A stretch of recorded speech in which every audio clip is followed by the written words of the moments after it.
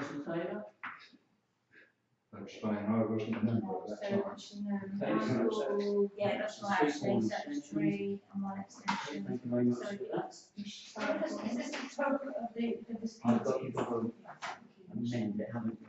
Yeah, so Sorry, Adam, what have you just amended 30/12? You haven't been invited to speak.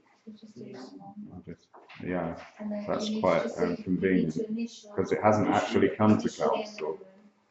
You're going to put the amendment in. Yeah, I'll amend it. And then just sign Okay. it. So that do. Thank you all for that.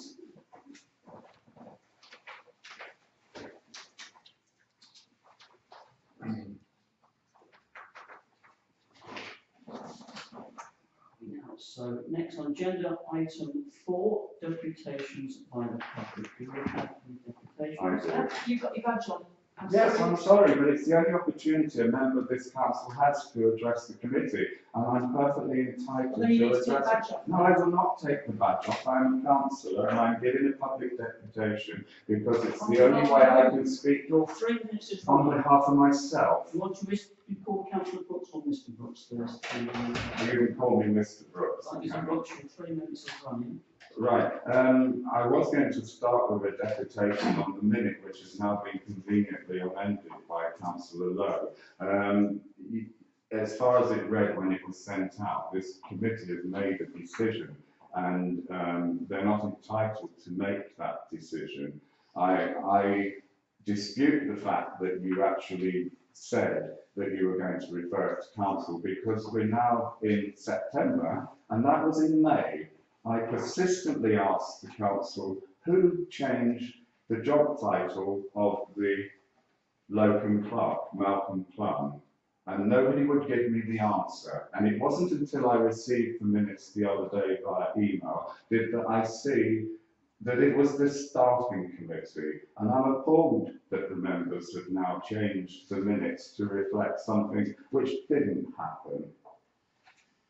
The next point I want to raise is the item which you sent me an email of, Councillor Haley, describing as administrative sanctions, because that's what they are, and they're causing me a great deal of friction. Up until the point these sanctions were imposed, the relationship between myself and the clerk was reasonably okay, considering. But since then, I don't receive emails properly. The first time I didn't receive emails, I was told it was a mistake. I was removed from the mailing list. Members have told me today that they've received emails and from the office, and I haven't received them. You've pointed out I sent a number of emails, over the last 2 days. Well, this is why I said they're going to kick us out, Anne. I'm sorry, but this is inappropriate to be talking about staff in public. And any other council would let the members stay and speak. But unfortunately, this council doesn't do what's best.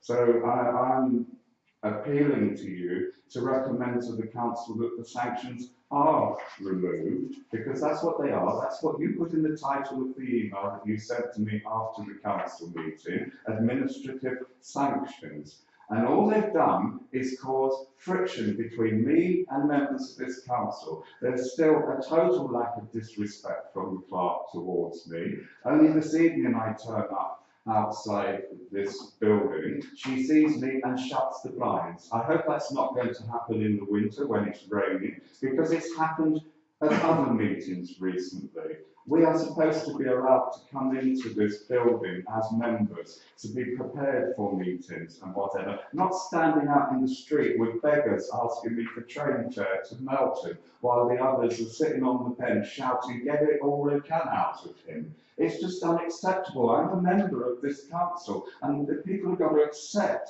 that I'm a member of this council, like I accept everybody else's. I'm fed up with the way I'm being treated, and it needs to stop. Yes, thank you very much. Agenda item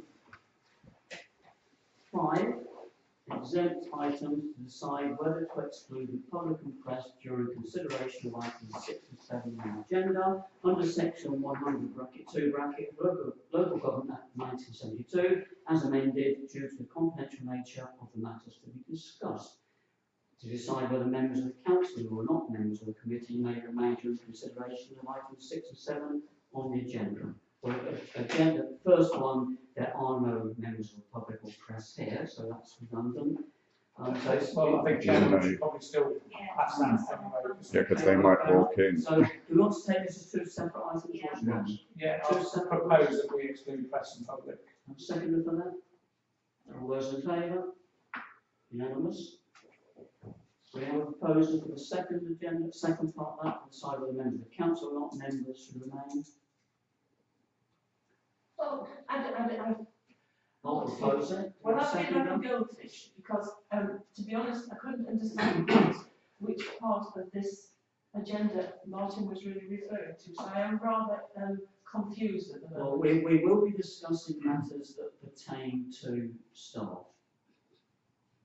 I will second that, Chairman. As responsible employers, I think we need to have this in a closed session. Okay, all those in favour? Okay. That's unanimous. Right, Martin, if you'll please close down your equipment and go. Thank you very much for your attendance.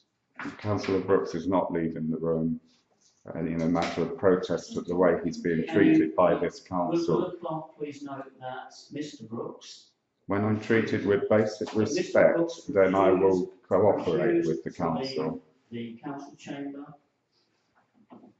I'll ask you once more. I've said I'm not going, Chairman. I'm not going to stand out in the street until 8 o'clock. We'll adjourn the meeting and I suggest we reconvene. No, they won't let me stay out there because you can hear everything out there, like the other person in the other. In one of the two offices. Are you all happy with that? So the meeting, 9 minutes past 7.